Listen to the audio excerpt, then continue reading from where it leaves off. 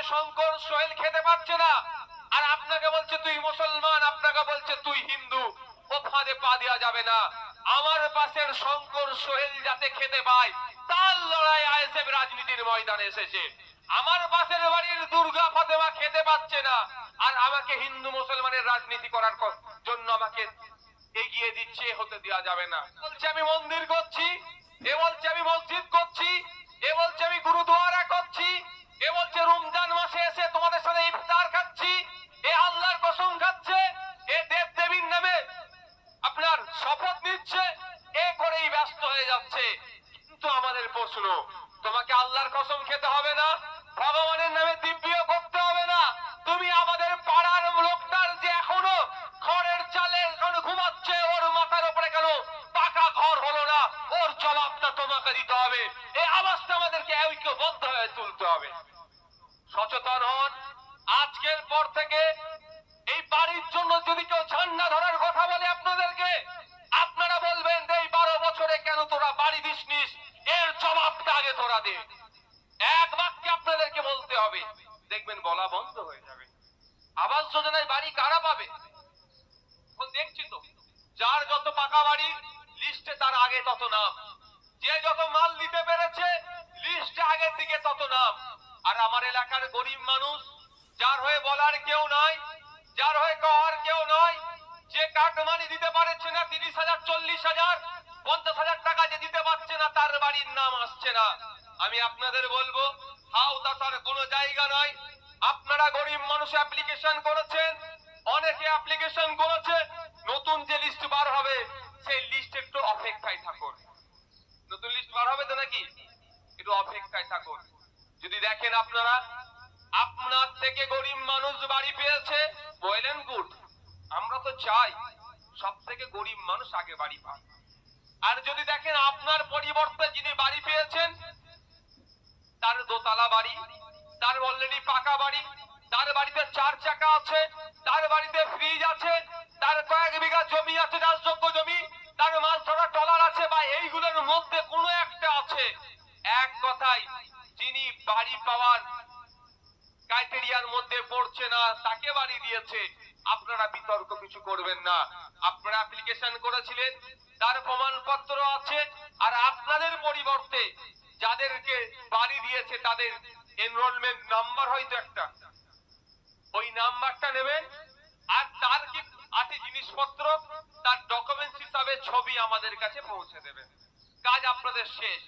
আর একটা সাথে কাজ করবেন, কাউকে দিয়ে তার কানে খবরটা পৌঁছে দেবেন, তোমার সাথে আইএসএফ এর চেয়ারম্যান তথা নওশাদ সিদ্দিকী বা আইএসএফ কলকাতা হাইকোর্টে দেখা করবে, তুমি লয়ার রেডি করো, যে তুমি গরিবের হক মেরে তুমি বড় লোক বাড়ি নেওয়ার চেষ্টা করেছো, আইএসএফ তোমার বিরুদ্ধে আইনি লড়াই কলকাতা হাইকোর্টে করবে, এটা জানিয়ে দেবেন। যারা গরিব মানুষ আছেন, কোনো ভাই পাওয়ার জায়গা নয়, আপনাদের টাকা খরচ করে লড়াই করতে হবে না। আপনাদের ছোট ভাই নওশাদ সিদ্দিকী আছে, আপনাদের ভরসার পার্টি আইএসএফ আছে, আপনাদের অধিকার যারা হনন করছে, কোনো বেটাকে ছাড় হবে না। আইনের মাধ্যমে তাকে কিভাবে বুঝে নেওয়া যায়, যে ভুল করবে তখন কি করবে, কোর্টকে যে জবাব দেবে, যে গরিবের হকটা মেরে তুমি কেন বাড়ি নিয়েছো, সেটা কোর্টে যে জবাব দিতে হবে, তার ব্যবস্থা আমি সেই বড় লোকটাকে করে দেবো। এখান থেকে কলকাতা হাইকোর্টে তাকে টেনে নিয়ে যাব, ছাড় হবে না। আপনারা নিশ্চিন্তে থাকবেন। আপনাদের বলবো, সাথে সাথে আপনারা কি করবেন, শুধু অপেক্ষায় থাকুন, লিস্ট বার হওয়ার অপেক্ষায় থাকুন। কাদের বাড়ি এসেছে যদি দেখছেন যাদের বাড়ি পাওয়ার ক্রাইটেরিয়ার মধ্যে পড়েনি তাদের এসেছে, ওইগুলো নিয়ে এখানে আমাদের আছেন যারা দায়িত্বশীলেরা আছেন, বুথের দায়িত্বশীলেরা আছেন, তাদের মাধ্যমে, ব্লক কমিটির মাধ্যমে, জেলা কমিটির মাধ্যমে আমাদের কাছে পৌঁছে দেবেন। আমরা আপনাদের হয়ে আইনি লড়াই লড়বো, এবং সাথে সাথে এটাও দেখবো কোন ভিডিও বা কোন প্রধান কার সয়ে বড় লোকটা বাড়ি পেয়েছে, তাকেও কলকাতা হাইকোর্টে হাজির করব, তার কাছ থেকেও কোর্টের মাধ্যমে জবাবদিহি করব। তুমি 30,000, 40,000 কত টাকা নিয়ে গরিবের নামটা কেটে বড় লোকের নাম বসিয়েছো, সেটা কোর্টের মাধ্যমে তার কাছ থেকেও আমরা বুঝে নেব, তারও ছাড় হবে না।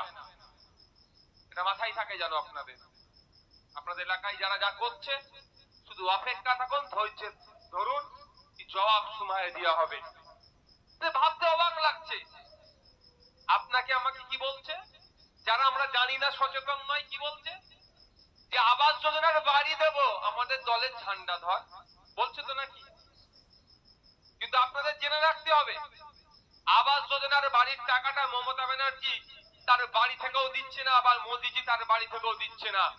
আপনার আমার ট্যাক্সের টাকা থেকে আবাস যোজনা ঘুরে আসছে। আপনাকে আমাকে কি বলছে যে আবাস যোজনার বাড়ি পেতে পারিস, আমাদের মিটিং মিছিলের চ। আমি আপনাদের বলি, আপনারা আওয়াজ তুলবেন।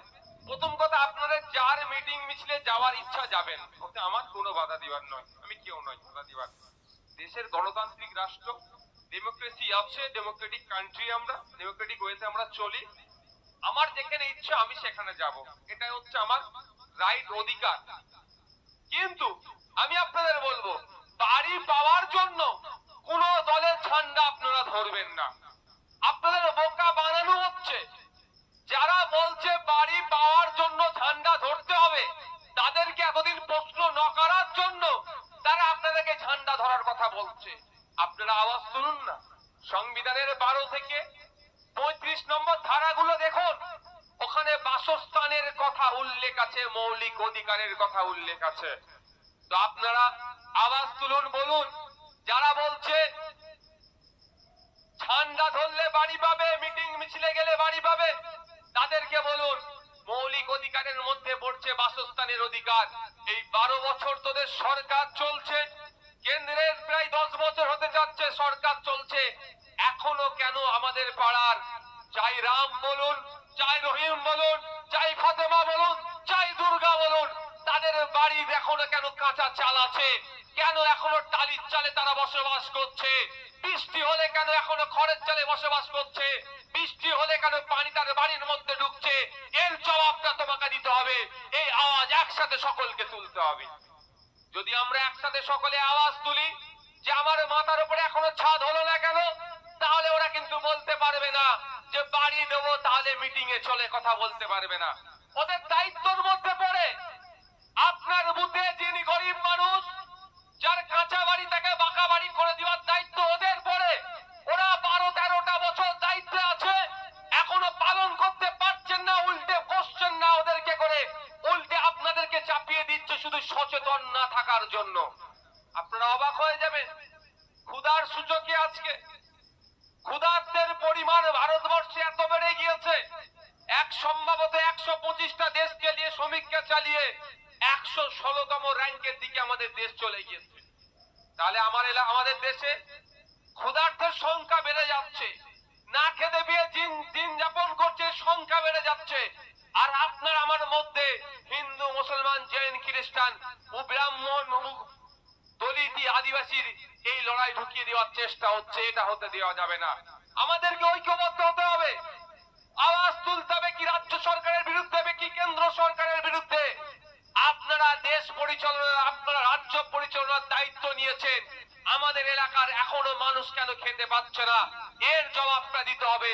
এই আওয়াজ আমাদেরকে জাত, ধর্ম, বর্ণ নির্বিশেষে ঐক্যবদ্ধ হয়ে আওয়াজ তুলতে হবে। অন্যথায় কি হবে? ক্ষুধার্তের সংখ্যা বেড়ে যাবে, আর তারা বাবুদের জায়গায় থেকে যাবে, আর গরিব মানুষ এই বুথের এলাকার কি রাম কি রহিম, সে ক্ষুধার তাড়নায় তাকে জীবন যাপন করতে হবে।